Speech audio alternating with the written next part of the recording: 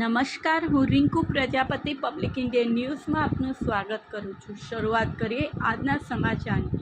ગામડી નજીક કારની ટક્કરે અજાણી મહિલાનું મોત થયું।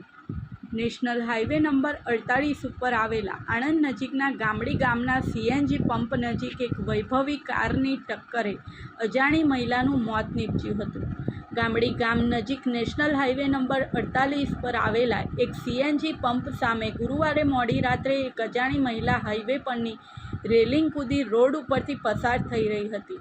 તે સમયે પૂરપાટ ઝડપે આવી ચડેલી એક BMW કારના ચાલકે મહિલાને અડફેટે લેતા મહિલા રોડ પર ફંગોળાઈ હતી।